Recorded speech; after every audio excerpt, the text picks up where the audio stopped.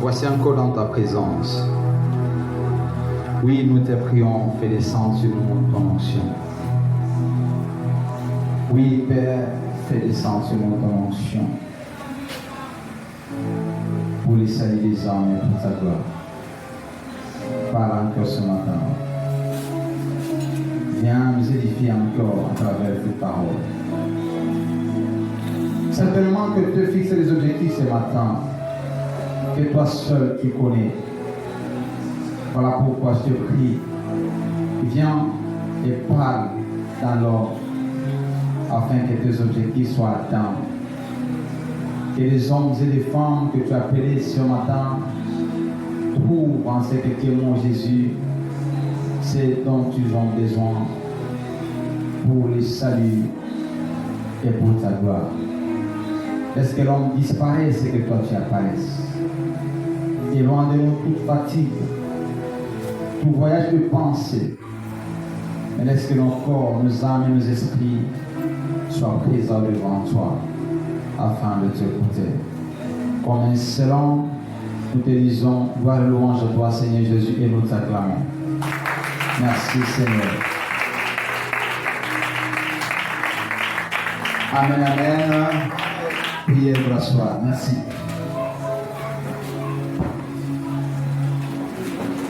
Je bénis le Seigneur pour ce matin,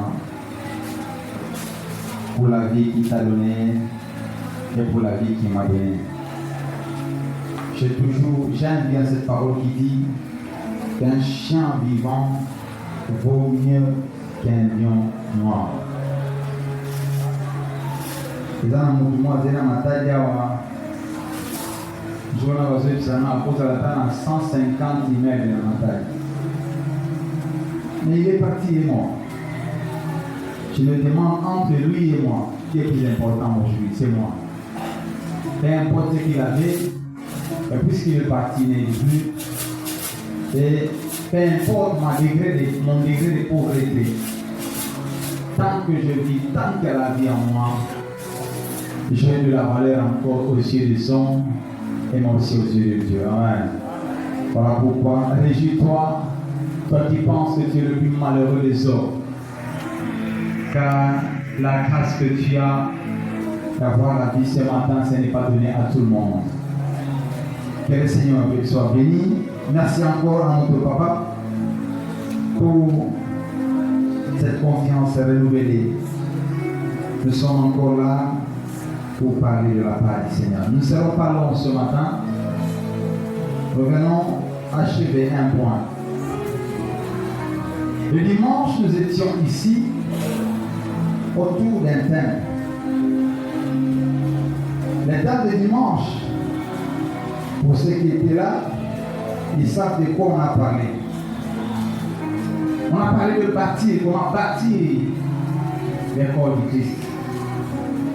Alors, nous avons dit que pour bâtir ces corps, cela pourrait impliquer quelques points ou beaucoup de points.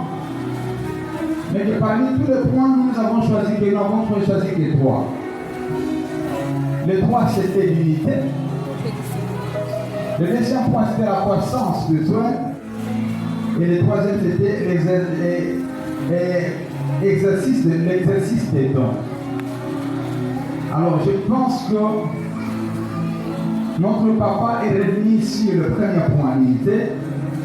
Ce qui était là le mardi et le vendredi. Ils ont entendu ce que notre papa a approfondi par rapport à ce premier point qui est l'unité. Et moi, ce matin, je reviens sur le deuxième point que nous avons survolé le dimanche. Faute de temps, nous n'avons pas eu le temps, nous n'avons pas eu la possibilité pour éviter la tautologie, d'aller épuiser toutes les hypothèses que nous avons prévues concernant ces points. Voilà pourquoi nous sommes encore là. Et nous voulons parler de ces points que nous avons laissés, de la croissance spirituelle. Mais que cela va nous amener encore à un soutien. Mais qu'avant que je puisse vous annoncer les thèmes, le soutien dont il est question, j'aimerais d'abord que nous puissions ouvrir nos Bibles.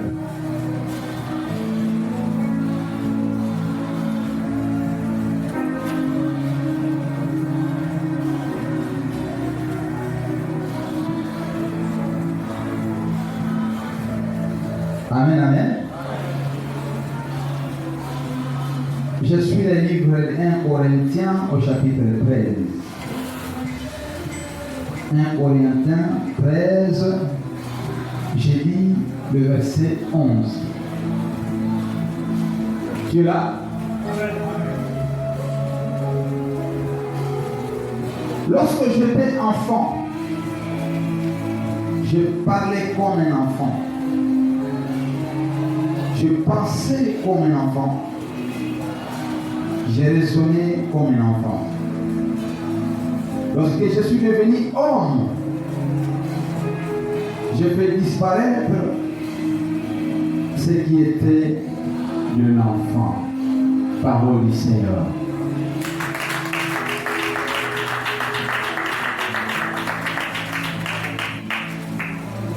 Ici, c'est Paul qui est en train de dire.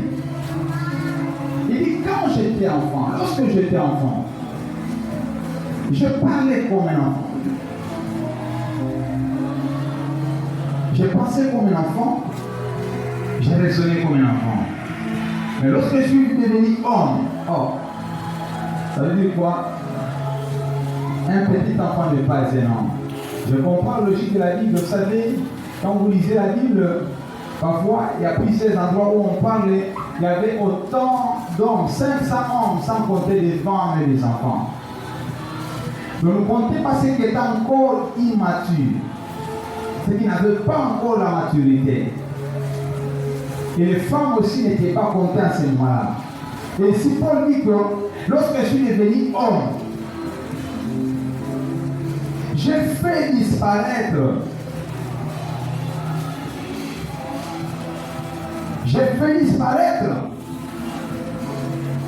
ce qui était de l'enfant. Alors, voilà pourquoi nous aussi ce matin, le Seigneur nous demande dans ce sous-point, c'est faire disparaître ce qui est de l'enfant. Tobungisa, tolimbisa na bomona biso nyonso eza ya bomwana. Parce que Paul a dit que tango azalaki elenge, tango azalaki mwana, abanda koloba lokola mwana, abanda kokanisa lokola mwana, azosala nyonso lokola mwana. Mais komaki ntango moko ntango akomi mobali, atiaki pembeni oyo nyonso ya bomwana, azwi oyo ya mokolo atie na place. Voilà pourquoi na ntongo lelo biso mpe Bible ezosenga biso tosala lokola Paul, tozwa oyo ya bomwana tobwaka soki tokomi mikolo. Soki toza nanu bana, c'est tout à fait normal que tokomi koloba lokola bana, tokomi kokanisa lokola bana. Mais si réellement nous avons grandi, alors nous devons abandonner, laisser de côté tout ce qui était de l'enfant. Amen. Alors, dans celle-ci-là, Paul a décrit 3 points qui caractérisent l'enfance ou l'enfantillage. Il a décrit ça par 3 verbes. C'est le verbe parler, le verbe penser et le verbe raisonner. Ce sont ces 3 verbes, selon Paul, dans ces passages, qui se saisissent pour décrire, en disant que pour lui, après avoir chassé tous ces 3 points-là, ça fait de lui un homme. Il n'était plus un enfant. Pourquoi? Parce qu'il a mis de côté tous ces 3 verbes que je viens de citer là. Le verbe parler. Alors, le premier point que nous voulons évoquer, c'est parler.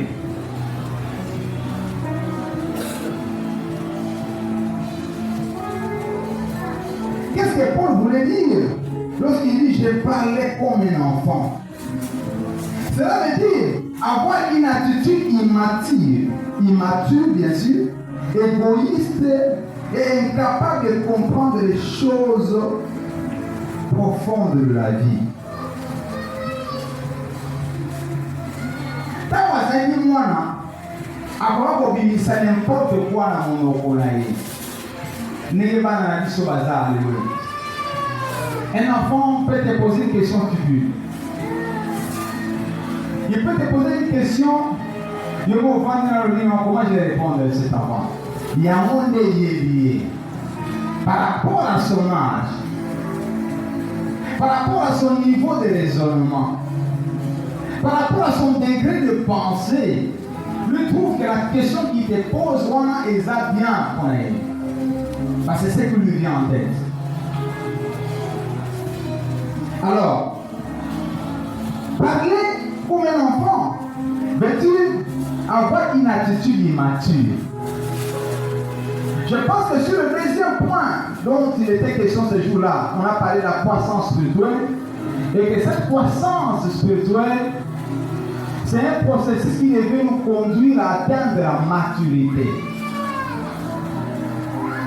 Et lorsque nous aurons atteint la maturité, ça veut dire quoi?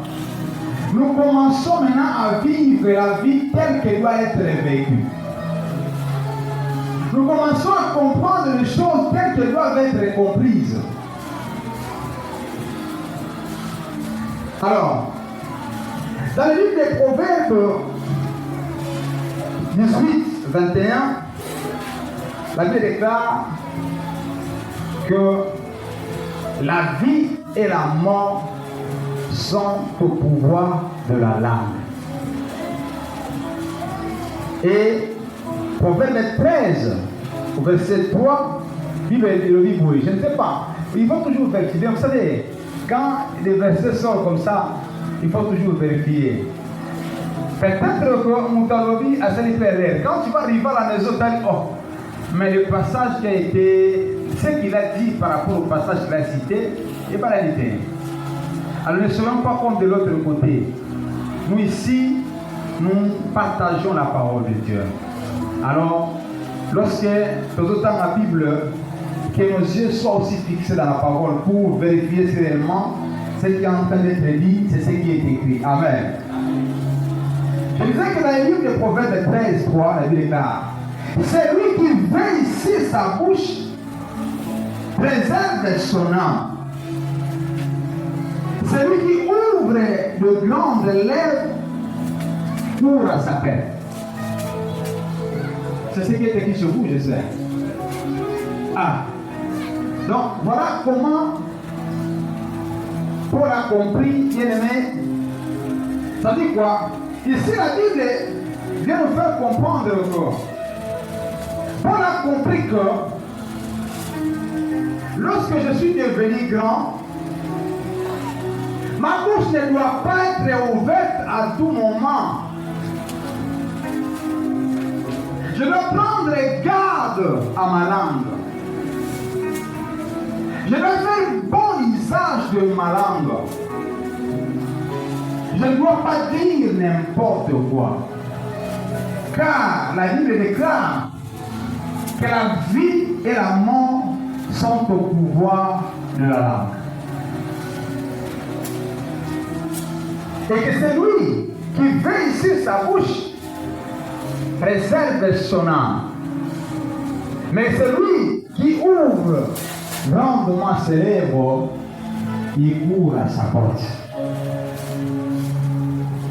Bien-aimé, par une simple parole, vous pouvez comprendre au dernier moutou, peu importe le taille, peu importe le linga lati, rien que par ces paroles, tu peux comprendre que celui-là c'est encore un enfant. Vous comprenez, vous avez tala wala munene, tala lati possible. Na mystique a fourni pour qu'on vieux. Parce que tel n'est pas un oyo. Mais quand il parle, tu vas te rendre compte que j'ai affaire à un enfant immature. Pourquoi? Parce que nos paroles reflètent nos cœurs. Nos paroles reflètent ce que nous sommes en soi. Voilà pourquoi, bien aimé, nous devons faire bon visage de nos langues. Nous devons comprendre le pouvoir qu'il y a dans nos paroles. Mais la langue, c'est un petit membre du corps, mais qui a un rôle très très important et n'est pas visible du tout. Comme on a le lait, il faut alouba, soit fois pour moi. C'est un héros dans l'ombre. Il fait beaucoup de choses, bonnes comme mauvaises, selon qu'on l'emploie. Mais elle est discrète. À mon avis, elle travaille dans l'ombre. Mais cette langue, ici, quand on a pouvoir, il y a bon moyen pouvoir à pouvoir. Vous savez, tel que nous sommes là, beaucoup d'entre nous ont déjà tué des gens par leurs paroles. Aussi m'a mérité. Aussi m'a fait mon dos quitter. Mais rien que par ta langue, tu as eu à tuer les gens. Par ta langue, tu as eu à assassiner les gens. Par ta langue, tu as eu à bâtir un fondement. Par ta langue, tu as eu à créer des relations.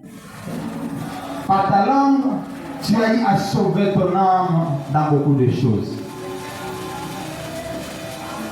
Voilà pourquoi, bien aimé, chacun de nous doit comprendre quel pouvoir qu'il y a dans ma langue. Et que tant qu'on a zobini samaloboyo, et c'est quel effet que ces paroles vont avoir sur ceux qui l'entendent, sur pas tout dans zobini serango, mais aussi sur moi-même. Donc je disais tout à l'heure que par une simple parole, nous pouvons comprendre que celui-là, il est mature. Et où est la coulée? Et ça, on va nous allier. Ils vont comprendre que c'est la carte taille, c'est la acheter. On s'est dit, oh non, c'est la carte c'est la taille. Vous savez, un jeune garçon qui est prêt pour se marier, qui va trouver une fiancée, il voit une fille avec une très belle taille, assez peu naïve. Mais pendant la conversation, il sent que ma camouflage du malamoto, facilement peut se dire non, je me suis trompé d'adresse. Je me suis basé sur l'apparence. En réalité, ce n'est qu'un enfant. En réalité, avec une fille comme ça, j'aurais des sérieux problèmes. Une fille qui attend un fiancé, il voit un garçon venir. Il dit, tu vois, ma mère m'a dit que si jamais je partage le reste de ma vie avec toi, je serai heureux. Ah, c'est ta mère qui t'a dit. Ça veut dire quoi? Toi-même, tu ne comprends même pas avec qui tu vas faire ta vie. Donc tu es venu vers moi parce qu'il y a ta mère qui t'a dit. On comprend que c'est quelqu'un qui ne comprend encore rien, qui est encore immature. Qui est encore immature. Alors, facilement, nous pouvons déceler que celui-là. Or, ici, Paul dit que lorsque j'étais enfant, c'est alors que je parlais. Mais quand j'ai grandi, j'ai arrêté de parler comme un enfant. J'ai commencé à parler comme un homme. J'ai mis de côté tout ce qui était de l'enfant. Et bien aimé, je pose la question aujourd'hui à l'église. Parce qu'il y a des choses qui parfois, lorsque nous entendons ce genre de choses dans les bouches des enfants de Dieu, des serviteurs de Dieu, on se pose des questions. Est-ce qu'on est encore enfant ou on est devenu homme, comme le carpe et Paul?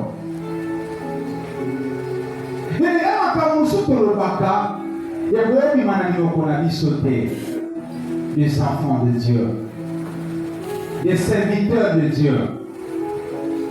qui sont censés être matures, qui sont censés avoir une autre compréhension des choses. Alors, le livre Hébreux 5,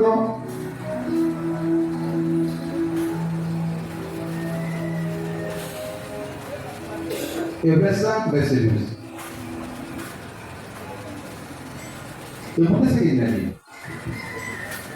Vous, en effet, qui depuis longtemps devez être le maître, vous avez encore besoin qu'on vous enseigne le premier rudiment des oracles de Dieu. Vous en êtes venus avoir besoin de lait et non d'une nourriture solide. Parce que c'est bien qui déjà on a lié mes cours.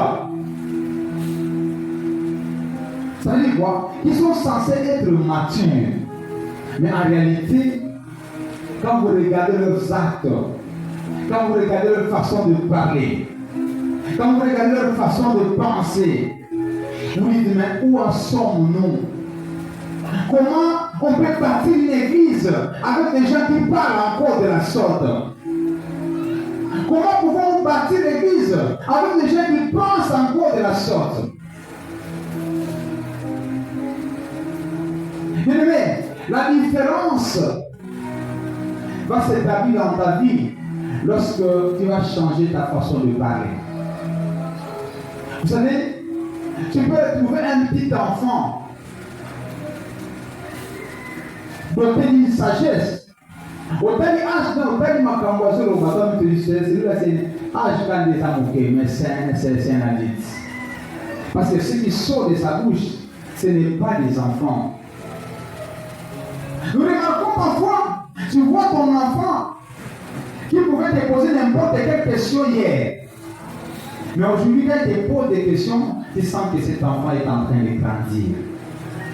Et bien aimé, est-ce que nous, les bons bergers, combien de temps depuis que nous sommes là? Qu'est-ce qui n'est pas prêchant, Seigneur? Quel est ce verset de la Bible qui n'a pas été exploité en Seigneur? Mais si nous sommes encore derrière certaines paroles que nous entendons, bien aimé, c'est difficile. Voilà pourquoi ce matin on nous demande de faire disparaître ce qui était de l'enfant. Si toi tu te considères encore un enfant, alors continue à parler comme un enfant. Peut-être que le jour viendra, tu n'as pas encore grandi. Mais le jour où tu vas grandir, nous aurons besoin que tu parles comme un homme. Nous aurons besoin que tu parles comme un adulte. Dans l'église de Dieu bien-aimé, au sein des ouvriers, au sein des serviteurs, il y a des choses qu'on ne doit pas entendre. Il y a des choses qui ne peuvent pas se dire. Il y a des choses qui n'ont pas sa raison d'être. Et lorsque ces choses sont entendues de certaines personnes, ils vont se demander ce qui bango bazo ou baboué. Ce qui bango bazo n'a pas la discussion à bouiller. Et les autres vont faire comment? Qu'est-ce que nous allons faire? Vous verrez, parmi les ouvriers, il y en a qui ne s'entendent pas. Parmi les ouvriers, il y en a qui ne font que parler de mal les autres. Il faut que calomnier les autres. Comment pouvons-nous bâtir, bien-aimés, le temple de Dieu aussi longtemps que même notre langage n'a pas encore changé? Nous sommes encore un langage très mondain, un langage très terre à terre. Les gens, il y a les galaxies, il y a tout un monde à Canaan, et nous entendons ce genre de paroles parmi les oubliés, parmi les enfants de Dieu. Alors posons-nous la question, si ces référents de ces passages de Paul, sommes-nous encore enfants ou sommes-nous devenus hommes? Sommes-nous devenus utiles, matures? Pour bâtir le temple de Dieu, nous devons mettre de côté tout ce qui est de l'enfantillage. Ça veut dire quoi? Notre façon de parler doit commencer par changer. Et vous devez savoir, bien aimé, comme je l'ai dit, que la langue a un pouvoir. Vous savez, les gens qui traversent des situations compliquées tout simplement parce que par leur bouche, ils n'ont pas su saisir les opportunités. Par leur bouche, ils ont déclaré des choses. Vous savez, bien aimé, surtout les parents que nous sommes, nous devons savoir qu'est-ce qu'il faut déclarer par rapport à nos enfants. Ça, c'est une entre parenthèses. Les paroles d'un enfant ont un pouvoir sur ses enfants. Ce n'est pas en vain que la Bible déclare que l'enfant doit honorer son père et sa mère, afin qu'il soit heureux qu'il vive longtemps. Parce qu'il sait que le parent a un pouvoir sur son enfant. Alors nous devons exercer ce pouvoir. Dans les buts, il y a malheur pour nos enfants, de prononcer toujours les bonnes choses pour nos enfants. Il y a une parole maudissante envers son enfant peut avoir des effets négatifs néfastes dans la vie de l'enfant. Alors nous devons comprendre que tant qu'on a zolo comme on a dit ça, ils apprennent à tonga, ils apprennent à goma, ils apprennent à bédir ça, ils apprennent à tongi ça. Quand tu te mets en colère, quand on touche là où on ne doit pas toucher, cette fois-ci, elle est ici à ressentir. Et ça, sont des paroles qui se disent dans l'église. Ça veut dire quoi? Tu as grandi en taille, mais tout ce qui est de l'enfantillage au sein en Ronani. Donc, quand la taille vient, on peut pousser. Mais ma communion soit de moi et aux sein en Ronani. Mais Paul nous demande ici de faire disparaître cette façon de parler si nous avons grandi. Amen. Je pose la question à quelqu'un. Surtout lorsque les choses ne semblent pas marcher comme tu le veux, comment tu parles. Lorsque tu vois ton honneur être touché, comment tu parles. Lorsque tu vois ta personnalité être touchée, comment tu parles. Et on va consommer la linga o asalima elekisi la linga kakutu te basimba pona comme basimbi pona ngana ye. Ça c'est un enfant de Dieu qui est c'est pas un païen. Et c'est un enfant de Dieu. Dans l'église, sauf Philippe, la salle d'église. Au sein de l'église. Bien, arrêtons avec ça. Arrêtons avec ça. Nous devons comprendre, comme je dis, les pouvoirs qu'il y a dans nos paroles et devenir grands et matures. Nos paroles reflètent nos cœurs. Il est donc important de veiller à ce que nos paroles sortent. Chaque mot que nous prononçons a le potentiel de susciter la vie ou la mort. Ainsi, nous devons comprendre et prendre conscience de l'impact de nos mots que nos mots peuvent avoir. Arrivons à contrôler et à maîtriser bien nos paroles. Là, on va te dire que la table va la prendre mal paix. Là, on va te dire que qui s'est pas prendre mal paix. Là, on va te dire que Kawana prend mal paix. Maman, on va mbeli. Papa veut sauver son guiboé.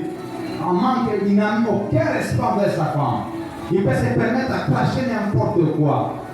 Et par conséquent, le divorce a été prononcé. Et chacun est en train de regretter pourquoi j'aurais dit arranger mes mots.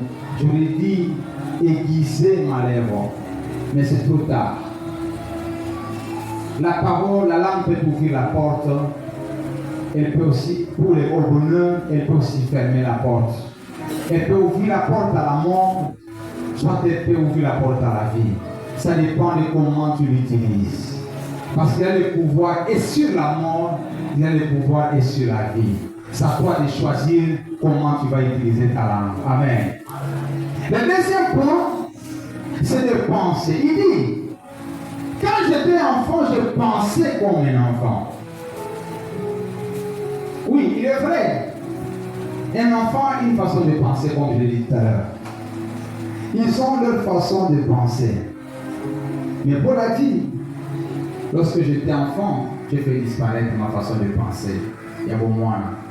Et j'ai commencé à penser comme un grand, comme un adulte. Quelqu'un peut nous aider à lire le livre de Philippiens 4, 8. La Bible déclare ceci. Du reste au reste, frère, tout ce qui mérite l'approbation, tout ce qui est digne, tout ce qui est agréable, soit l'objet de vos pensées. Ça veut dire, Paul voulait dire ici, c'est que quand j'étais enfant, j'ai sauté, j'ai pensé à des choses insensées, des choses qui n'édifient pas. Mais lorsque j'ai grandi, ma décision c'est pour moi et ça digne, qui mérite la gloire de Dieu, qui mérite l'approbation de Dieu, disons, qui mérite l'honneur. Il y a monde et comment objet à ma décision. Et voilà pourquoi nous demandons, nous aussi ce matin, c'est que ne laissons pas. Mon Dieu a dit ce qu'on dit n'importe quoi. Qu'est-ce que nous pensons parfois? Vous savez, la pensée est plus forte que l'acte. Parce que tout ce que nous posons comme acte provient de la pensée. On ne peut pas faire quelque chose sans pourtant penser. Voilà pourquoi, si nous voulons commencer à poser des actes dignes, nous devons commencer par côté de la mécanicien. Lorsque nous allons commencer à penser dans ma cambouille et ma lame, et nous amène nos actes seront dits. Et nos pensées doivent être approuvées par la parole de Dieu et par notre propre conscience. Vous savez, et ça m'a fait un sousson. Comment tu te dis, vous savez, j'ai vu quelqu'un à celle-là, il commence déjà à demander pardon. Il dit, comment on sort dans les limites ça. Au fait, ça là, tu es en train de vouloir faire, tu n'as pas encore fait. Mais tu demandes pardon. Pourquoi? Parce qu'avant même de faire, tu reconnais que ce que je pensais n'est pas bon. Mais je vais quand même le faire. Voilà pourquoi je demande déjà pardon. Un pardon anticipé. Mais il y a des choses que nous faisons déjà. Lorsque déjà conscience nous a interpellé que ce que tu veux faire, ce que tu penses n'est pas bon, arrête. Nous devons toujours faire des choses qui laissent notre conscience tranquille. Et ça, tu as ça, que je ne peux pas faire ça devant tout le monde. On se retire. Pourquoi? Parce que ceux qui partent ils vont retrouver comment? Ah, ça veut dire quoi? Déjà ta conscience est proche. Mais malgré ça, nous fonçons quand même, nous avançons quand même. Nos pensées doivent être approuvées par la parole de Dieu. Car la Bible déclare que ceux qui déjà mon thème en a dit ce sont condamnés, dit ça dans tout ça. Notre Dieu est plus grand que le cœur. Si déjà ton cœur te condamne dans ce que tu fais, ça veut dire quoi? Dieu qui est plus grand, qui voit dans ton cœur, qui voit, qui vit dans ton cœur. Voilà pourquoi, bien aimé, nos pensées doivent être raffinées. Nos pensées doivent recevoir l'approbation de tout le monde. Quand tu penses quelque chose et que tu poses un acte, comprenons seulement que c'est un acte réfléchi. Nous disons que celui-là, ce n'est pas n'importe, il ne fait pas n'importe quoi. À tel point que, même si on va faire pour le ballon, voilà, tout le monde il fait, j'ai fait ça que le copoé, ils vont douter. Non, il n'y a pas de ce genre de choses. Pourquoi ils savent que lorsque tu poses des actes, tu réfléchis avant d'agir. Et que tu as toujours l'habitude de poser des bons actes. Parce que tu as toujours des bonnes pensées. Voilà pourquoi, bien aimé, que nous ne laissons pas, ne laisse pas tes que de mauvaises pensées, que n'importe quelle pensée monte dans ton cœur. Il faut avoir l'habitude parfois de rejeter ma kamosu na motema. Donc il m'a dit non, ça c'est pas moi. Ça c'est pas digne de moi. Et quand pour moi non, ça c'est pas digne de moi. Tu le rejettes parce que tu as besoin, tu appelles de penser que toi tu estimes être digne et qui mérite l'approbation de la parole de Dieu. C'est ce qui doit être l'objet de nos pensées et c'est ce que Paul nous recommande. Alors, je pense que en tant qu'adulte que nous sommes, en tant que mature que nous sommes, chacun avant d'accepter une proposition, une demande, il doit savoir pourquoi la demande. Est-ce que c'est important? Ici, on nous demande de faire disparaître notre façon, ce qui est de l'enfance. Mais pourquoi devons-nous disparaître ce qui est de l'enfance? Pour quel but? Pour quelle raison? Et ça va de notre avantage? C'est comme si quelqu'un me dit, enlève un peu cette chemise-là. Mais je dois poser quand même la question, pourquoi je dois enlever cette chemise? Et je lui tâche bien s'imiter. Et parce que bien j'ai raison, j'ai droit de savoir pourquoi tu me demandes. Pourquoi tu me demandes d'enlever ça? Et voilà pourquoi nous voulons savoir pourquoi nous devons, pourquoi Paul demande ici. Pourquoi Paul dit que je dois me débarrasser? Je me suis débarrassé.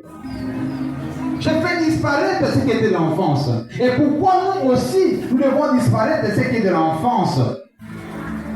Il y a des raisons valables et nous avons un intérêt à disparaître, bien aimé, ce qui est de l'enfance, parce que ça va de notre intérêt. J'aimerais que nous puissions lire le livre de Galates, verset 4, chapitre 4, disons, je commence au verset 1er. Soit si quelqu'un a trouvé, il peut lire rapidement. Galates 4, 1 à 2. J'ai lu au nom du Seigneur. Or, aussi longtemps que l'héritier est un enfant, je dis qu'il ne lui fait en rien d'un esclave, quoiqu'il soit le maître de tout. Mais il est sous les tuteurs des administrateurs jusqu'au temps marqué par le Père. Ah, ici la Bible déclare, c'est toujours l'apôtre Paul qui dit aux Galates, il dit aussi longtemps que l'héritier c'est un enfant, il ne lui fait en rien d'un esclave. Vous savez dire quoi? Un héritier qui est encore un enfant est comparable à un esclave. Ah, voilà pourquoi nous devons disparaître de tout ce qui est de l'enfance. Parce que tant que nous gardons, nous ne savons pas parler, tant que nous ne savons pas penser, tant que nous ne savons pas réfléchir, bien aimé, tu as un héritage, mais tu seras encore sous les tuteurs qui vont te diriger, qui vont décider à ta place, qui vont penser à ce qu'ils doivent te donner, pendant que c'est toi qui es le maître de tout. Bien aimé, nous sommes maîtres de tout, parce que nous sommes co-héritiers avec Christ. Mais sauf que, par manque de maturité, parce que nous demeurons encore enfants, il y a des choses que Dieu nous a données qui sont encore gérées par d'autres tuteurs et administrateurs. Parce que nous sommes encore considérés comme étant des enfants sans maturité, incapables de gérer. Incapables de gérer. Mais je voulais dire ici que lorsque nous voulons disparaître, nous avons fait disparaître ce qui est de l'enfance en nous. C'est alors que tout le potentiel qui est en nous sera utile aux yeux de ta famille, de l'église et même de la société. Vous savez, un enfant, même s'il est très intelligent, son intelligence ne va pas encore servir ni à sa famille, ni à son pays, ni dans la société. Pourquoi? Parce que c'est une intelligence qui n'est pas encore recadrée, qui n'est pas encore orientée. Qu'est-ce qu'on va attendre? Car là, on décide déjà que cet enfant est intelligent. Demain, il sera utile. Quand il sera mature, quand il va éliminer, nous faisons un enfantillage dans tout naïe, c'est alors qu'il deviendra utile. Souvent, je parlais avec ma femme à un certain moment, lorsque notre fils aîné a l'âge de 5 ans, 6 ans. Ce il peut prendre l'argent à Kenamoubou. Il va acheter quelque chose avec l'argent, tout ça au bout comme ça. Et parfois, l'argent tombe. Il ne se rend pas compte que l'argent tombe, il continue. Il arrive à la boutique, le foufou, donne l'argent. Oh. Il est surpris qu'il n'y a pas l'argent. Et parfois, il retourne. Maman, tu n'as pas donné l'argent. Oh. Je t'ai donné l'argent. Comment tu es arrivé jusque-là? Non, tu ne m'as pas donné l'argent. Mais je vois ça comme bon. Moi, j'ai dit non. Accepte encore aujourd'hui. Demain, il sera utile. Pourquoi? Ce n'est pas parce qu'il n'est pas intelligent. À l'école, il est intelligent, il est brillant. Mais maintenant, cette intelligence, c'est ça, il y a sa façon de réfléchir, sa façon de penser, les anamiqués. Il ne sait pas que ce va passer un bongo, pour la chambre dans la poche. Si on a commis ici, que c'est un qui n'a béni ici, n'a pas ici. Mais aujourd'hui, c'est lui qui est en train d'aider sa mère. Pourquoi? Parce qu'il commence à comprendre qu'est-ce qu'est l'argent. Quand on m'envoie, je dois faire ça. Et il commence à prendre. Il devient de plus en plus utile pour ses parents, mais aussi, il deviendra pour la société. Et même quand tu as faim, on y va qu'avocat mingi. Ce qu'on a avocat dans le pain, tant que béni dans le thé, et béni dans le thé comme dans le thé, ça ne te servira à rien. Pourquoi ce n'est pas encore mais. Ça veut dire quoi? Lorsque nous avons acquis la maturité, alors que tous les potentiels qui sont en nous vont être devenus utiles dans la société et même dans l'Église. Voilà pourquoi nous devons faire disparaître en nous tout ce qui est l'enfantillage. Tu as beaucoup de potentiel, mais ce qui bloque, qu'il y a un mot comme utile, c'est ta façon de penser, ta façon de raisonner, ta façon de parler. Les gens ne te considèrent pas. Les gens ne te donnent pas confiance. On ne peut pas te confier des responsabilités. Vous savez pourquoi? Parce que vraiment, on a avoir des raisonnements terre à terre. Tu as l'intelligence, mais tes pensées ne sont pas cohérentes. Tes pensées ne sont pas dignes de responsabilité. Voilà pourquoi tu restes encore au bas de l'échelle. Mais il y aura un jour où tu vas te décider. Paul ne dit pas que Dieu m'a fait disparaître. Il dit moi-même, j'ai fait disparaître. Nous n'attendons pas que Dieu vienne disparaître, mais c'est nous-mêmes par un travail, par une conscience. C'est un travail qui doit se faire par chacun de nous. Comprendre, oh, ici, quand je parle souvent, je suis pas scandalisé. Vous savez, j'ai un cousin, à un certain moment, il vivait en Inde, il y avait temps en Inde, il avait trouvé une fiancée ici à Mataï. Maintenant, vacances Moko, à l'autre temps, on a quelqu'un d'aller à Kim, alors, avec ma collègue, dans le temps en Inde, fiancée n'est pas à Mataï, il y a Martin à Kim. Il savait rendez-vous dans un restaurant à ville, à Kim, il va commis pour la vaquille. C'est ce qu'elle se rend. Quelques temps après, tout le monde a dit que côté aller. Non, bon, tu vas dans le quai, on a un zone dans le yo, oui, il y a un fiancé, mais aussi ici dans le non, on a zone. Quand on zone, on dit, ah, tu as souping à ma paix. Alors, c'est une souni devant ma masse. Passer ça niveau mon coup. Parce que quand il va intervenir, par rapport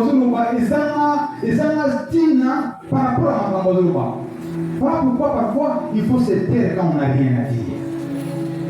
C'est pas important de se taire quand on n'a rien à dire. Nous avons toujours besoin que ceux qui passent au Valécan ne peuvent pas sentir qu'il m'appelle à Yébi. Tu vas te faire ridicule. Des fois, il faut rester calme. Si tu ne comprends pas de quoi il s'agit. Qu'est-ce qui est en train d'être dit? Et je n'ai pas une analyse des arguments pour pouvoir contribuer à Kambozo Obama. Je préfère na kutana yoka, na vanda kinya na yoka. Mukolonga na kokanga, na kokoma siko place bato baloba na ona yoka ki na koloba. Pourquoi cette fois-là, j'aurais quelque chose à dire. Mais bien aimé, beaucoup d'entre nous se précipitent de parler sans pourtant avoir de quoi dire. Sans pourtant avoir de quoi dire. Et même dans nos foyers, parfois c'est comme ça, bien aimé. Vous savez, des fois, il y a des femmes aussi qui se permettent parfois, on va les amis, papa Yaboué, en train de causer ma maman. Directement, lui, il se met à intervenir. C'est vrai, un peu Sénégal. Il y a des choses, lorsque ça ne me concerne pas, je me mets à l'écart. C'est ça une bonne femme. Parfois, des choses qui concernent que ton mari, mets-toi à l'écart. Nous savons que vous êtes un. Peut-être que vous comme moi après, quand vous êtes au Kende, quand vous êtes en Balinayo, en ce moment-là, vous ne retournez pas pour vous. Mais pendant qu'il parle des choses qui parfois ne vous concernent pas, évite de faire des commentaires. Ça sera comme un petit enfant qui vient ici à Mikoro Baza Bazoloba, vous aussi veut contribuer. Ça ne te concerne pas. Ça ne te concerne pas. Donc, quand on n'a rien à dire, bien aimé, des fois on doit se taire. Nous devons faire disparaître encore. Pourquoi? Parce que lorsque nous avons la maturité, cela nous rend indépendants. Et nous allons jouir de l'héritage qui nous a été donné. Ah, ça veut dire, bien aimé, pose-toi la question. Certaines choses que tu vis, la faute ce n'est pas Dieu. Ça veut dire quoi? Héritage, nous avons laissé appeler ça ou encore. Mais vous savez pourquoi tu ne vis pas encore ça? Parce que au Kolinante, au là. Bien aimé, tu dois désirer toi-même à chasser tout ce qui n'est pas digne de toi. Tu dois désirer, bien aimé, à chasser de ta vie tout ce qui ne fait pas ton honneur. Ne se sent pas diminuer. Même ceux qui va respecter, tant qu'on a pour mon corps, ce qu'on va venir sérieusement, va ne soit pas de bien. Parce que il veut toujours paraître. Vous savez, c'est de l'immaturité aussi quand parfois on veut toujours prouver que je suis là aussi. C'est une maturité. La maturité exige parfois